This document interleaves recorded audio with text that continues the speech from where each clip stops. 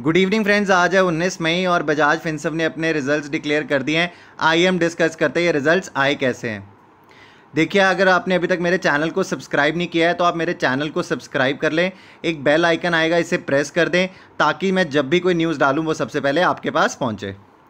देखिए, बजाज फिनसर्व ने जब आज अपने रिजल्ट्स डिक्लेयर किए तो ये क्वार्टर फर्स्ट 2020 में ये बताते हैं कि इनको 948 करोड़ रुपीस का प्रॉफिट आया है।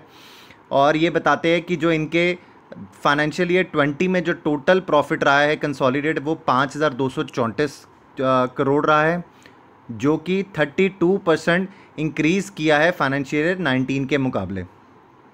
उसके बाद ये बताते हैं कि जो ये एसेट अंडर मैनेज करते हैं वो भी काफ़ी अच्छी इंक्रीज़ की है, 27% इंक्रीज़ किया है। और अब जो ये मैनेज करते हैं वो 1,47,153 करोड़ है। उसके बाद ये जो इनका प्रॉफिट आफ्टर टैक्स जो आया है क्वार्टर 4 का फाइनेंशियल ईयर 20 का, ये डिप किया है 19% से। इनका जो अभी जो आया था 948 करोड़ का प्रॉफिट आया है आज जो इन्होंने डिक्लेयर किया है, विज़ाविस इसी क्वार्टर का लास्ट ईयर का जो प्रॉफिट था वो 1176 करोड़ था। देखिए, हम ये डिस्कस करेंगे कि 19% का प्रॉफिट में डिप आया क्यों है। उसके बाद कंसोलिडेटेड प्रॉफिट आफ्टर टैक्स जो है, जो फाइनेंशियल ईयर 20 का कंपैरिजन हुआ है फाइनेंशियल 19 के साथ, वहाँ पे 32% की ग्रोथ है। उसके बाद देखिए, अब इनकी जो लोन बुक है वो 3% से इंक्रीज़ करी है। जो इनकी नेट इंटरेस्ट इनकम है वो 38% से इंक्रीज़ करी है। जो इनके टोटल ऑपरेटिंग प्रॉफिट्स हैं यहाँ पे ये बताते हैं कि उसमें ऑलमोस्ट 3% का जो है वहाँ पे इनको नुकसान हुआ है विज़ाविस लास्ट ईयर से। उसके बाद जो इनके लोन्स लॉसेज और प्रोविजंस हैं, जो कि ये मैं आपसे आगे भी आने वाले में टाइम पे डिस्कस करने वाला हूँ। इन्होंने कोविड-19 के अगेंस्ट में 900 करोड़ का प्रोविजनिंग की है। उसके अलावा इन्होंने ऑलमोस्ट 500 करोड़ रुपए जो इनके ये कहते हैं कि हमारे नॉर्मल एनपीएस रहते हैं वहाँ पे भी इन्होंने प्रोविजनिंग करी है। तो यहाँ पे इन्होंने काफ़ी चीज़ों की प्रोविजनिंग की है। एक बहुत बड़ी प्रोविजनिंग जो हुई है मैं आपसे वो भी डिस्कस करना चाहूँगा, जिसने ये उस 19% के प्रॉफिट को शॉक दिया है। देखिए, प्रॉफिट आफ्टर टैक्स मैंने आपको बता दिया है क्या हुआ है, और ग्रॉस एनपीएस भी इनके इस बार इनके बढ़कर आए हैं, जो कि 1.61% है विज़ाविस जो 0.65% है रिस्पेक्टिवली।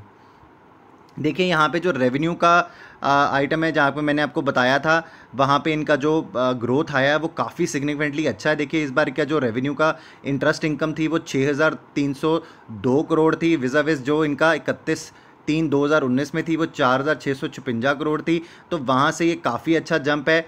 अगर आप देखेंगे जो इनको फीस एंड कमीशन आती है उसमें भी काफ़ी अच्छा जंप मिला है। Net gains on fair value charges उसमें भी काफ़ी अच्छा इनका चेंज आया है। और जो टोटल रेवेन्यू फॉर ऑपरेशंस है उसमें काफ़ी सिग्निफिकेंटली जंप मिला है कंपनी को यहाँ पे। उसके बाद अगर आप देखेंगे तो जब हम आएंगे एक्सपेंसेस के ऊपर, तो एक्सपेंसेस में जो एक आइटम आती है वहाँ पे अगर आप देखेंगे, यहाँ पे मैंने स्पेसिफिकली आपके लिए मार्क किया है इम्पेयरमेंट ऑन फाइनेंशियल इंस्ट्रूमेंट्स। देखिए, ये एक इंडियन अकाउंटिंग स्टैंडर्ड्स में चेंजेस के ज़रिए यहाँ पे लाया गया कि जितनी भी एनबीएफसी कंपनीज़ है, जितनी भी बैंकिंग कंपनीज़ है, उनको ये अगर उनके वहाँ पे कोई उनको लगता है कि आने वाले टाइम पे फ्यूचर में एनपीए हो सकता है या ऑलरेडी एनपीएज हैं उनके पास, नॉन परफॉर्मिंग एसेट्स हैं, तो उनको इस हेड के अंदर उसको डालना है। देखिए, कंपनी ने 500 करोड़ तो वैसे भी बताया है कि उनका नॉर्मल एनपीएस आता ही। देखिए, अगर आप पिछले फाइनेंशियल ईयर क्वार्टर का अगर देखेंगे आप 2019 में, तो वहाँ पे 409 करोड़ है। तो उसके अलावा जो इस बार की प्रोविजनिंग हुई है 1400 करोड़ के करीब की, 1400-1500 करोड़ रुपए की, वो एक बहुत बड़ी अमाउंट है। जिसमें इन्होंने ये बताया है नोट्स में अपने, कि मैं आपको नोट्स भी दिखाने लगा हूँ, जो इन्होंने अपने नोट्स में बताया है कि हमने कोविड-19 के चलते 850 करोड़ रुपए की प्रोविजनिंग करी है। और ये प्रोविजनिंग हमें इसलिए करनी पड़ी है क्योंकि आरबीआई ने लोगों को जिनको हमने लोन बांटे हैं उनको मॉरेटोरियम पीरियड देने के लिए कहा है। तो वो कल को जब हमें लोन्स की पेमेंट नहीं आ रही हैं तो हमें उसके लिए प्रोविजंस करनी थी, तो उन्होंने इस बार के प्रॉफिट्स में से उसको प्रोविजनिंग की है। देखिए, मैं आपको एक और बहुत मेजर पॉइंट यहाँ पे दिखाने लगा हूँ जो कि मार्केट को शायद पसंद नहीं आएगा, और आपको क्लैरिटी होनी चाहिए इस चीज़ के ऊपर, क्योंकि अगर आपने इस शेयर में इन्वेस्टेड है तो आपको पता होना चाहिए शेयर का फ्यूचर क्या हो सकता है। देखिए, ये बताते हैं during this quarter the company has change of 2 large identified stressed account resulting in impairment on financial instruments being higher by. एक वो बताते हैं कि इनके 390 करोड़ रुपए का एक लोन है इस क्वार्टर में, और एक जो 483 करोड़ रुपीस का एक लोन है। दो लोन्स की ये बात कर रहे हैं जिनको यहाँ पे इनको स्ट्रेस्ड में डालते जाते हुए दिखते हैं, जहाँ पे इनको पैसे नहीं आते हुए दिखते हैं, जहाँ पे एनपीएस और बढ़ते हुए दिखते हैं, तो इन्होंने इसको भी इम्पेयरमेंट में डाला। देखिए, एक होती है आपके नॉर्मल, आपने इतने सारे लोन्स दिए हैं तो उसमें से आपको कुछ लोन्स नहीं आ रहे हैं तो आपने उसके लिए प्रोविजनिंग करी, एक आपने कोविड-19 के लिए प्रोविजनिंग की, और एक इतने बड़े आपको स्ट्रेस्ड अकाउंट्स मिल रहे हैं तो आपने उसके अगेंस्ट में प्रोविजनिंग की। तो ये रिजल्ट्स में अगर आप देखोगे तो ये कहीं ना कहीं आप मान के चलें कि आपको ये चार्ट्स पे भी नज़र आ रहा था। मैं आपको आगे चार्ट्स में भी दिखाना चाहूँगा। जब आप इसके देखिए, आज जब ये शेयर बंद हुआ था तो ये 1960 रुपये पे बंद हुआ था। जब आप इसको चार्ट्स में देखेंगे, मैंने आपके लिए स्पेसिफिकली एक लाइन मार्क करी है। ये जो लाइन मार्क मैंने आपके लिए करी है, ये वो रेंज है जहां से ये शेयर बार बार नीचे आता है और एक जंप लेता है, बार बार नीचे आता है और एक और जंप लेता है। ये वो लेवल है जो कि 1915 से लेके 1920 रुपये का लेवल है। यहाँ से शेयर ने 2 बार अपने आप को टेस्ट किया है, आज भी किया था, आज से 1-1.5 हफ्ते पहले भी टेस्टिंग हुई थी इसकी। तो आप ये देखेंगे कि ये लेवल इतना स्ट्रॉन्ग लेवल अगर है और यहाँ से बार बार बाउंस क्यों मिलता है, तो मैं आपको ये कॉल और पुट के माध्यम से भी समझाना चाहूँगा। चलिए मैं आपको इसका एग्जाम्पल भी समझाता हूँ। देखिए हो क्या रहा है इस शेयर में।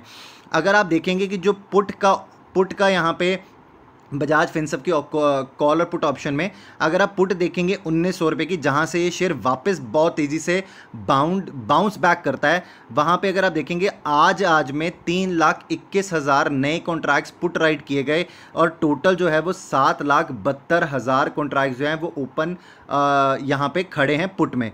वीज़ा बेस अगर आप उसके सामने अगर कॉल्स में देखेंगे तो वहाँ पे कोई बहुत ज़्यादा कॉल राइटिंग नहीं हो रही है। तो यहाँ से बाउंस आना बहुत ईजी हो जाता है शेयर के लिए, जैसे ये भी बाउंस कर भी रहा था। देखिए उसके बाद यहाँ पे 2000 का जो लेवल है उसके ऊपर यहाँ पे 3,35,500 टोटल कॉल्स जो हैं उनका ओपन इंटरेस्ट है, और आज जो यहाँ पे कॉल राइटिंग हुई है वो 1,51,500 कॉन्ट्रैक्ट्स की नई कॉन्ट्रैक्ट राइटिंग हुई है। अगर आप उससे थोड़ा सा और ऊपर जाएंगे, 2100 के लेवल पे जाएंगे, तो वहाँ पे भी आज 55,000 के करीब कॉल राइटिंग हुई, और टोटल जो यहाँ पे ओपन इंटरेस्ट आ गया है वो हो गया यहाँ पे 3,55,000 के करीब। अगर आप उससे थोड़ा सा और ऊपर जाएंगे तो वहाँ पे 4,31,000 के करीब टोटल ओपन इंटरेस्ट है। वहाँ पे 49,500 नए कॉन्ट्रैक्ट्स हैं। तो अभी हमें इतना ऊपर जाने की ज़रूरत नहीं है क्योंकि ये मार्केट इसको इतना ऊपर जाने नहीं देगा। तो वहाँ पे नीचे से काफ़ी इसको सपोर्ट मिल रहा है, तो ऊपर भी सपोर्ट मिल रहा है। तो अगर आप इसके कल के खुलने की संभावना देखते हैं तो मुझे तो यहाँ से ये नीचे खुलता दिखता है, क्योंकि मार्केट इस चीज़ को बिल्कुल भी अच्छा नहीं मानता। जहाँ पे आपके स्ट्रेस्ड एसेट्स बढ़ जाएं, जहाँ पे आपके एनपीएस बढ़ जाएं और आपको आने वाले समय में भी और ज़्यादा इसके लिए आपको 850 करोड़ रुपए की प्रोविजनिंग करनी पड़ जाए, तो आप कहीं ना कहीं इस चीज़ का अनुमान लगा चुके हो कि यहाँ पे आने वाला समय यहाँ पे हमें बहुत ज़्यादा स्ट्रेस देगा कंपनी को। और कंपनी ने कहीं ना कहीं अपने जहाँ पे नोट्स लिखे थे कोविड-19 के लिए, वहाँ पे बहुत क्लियरली मेंशन भी किया इस चीज़ को कि जब हम कंपनी में बैठ के ये इस चीज़ के ऊपर बात कर रहे थे तो हमें बोर्ड ऑफ डायरेक्टर्स में भी हमें लगा कि हमारे स्ट्रेस अकाउंट ज़्यादा बढ़ सकते हैं, तो उन्हें हमें उतनी ही प्रोविजनिंग अभी करनी चाहिए।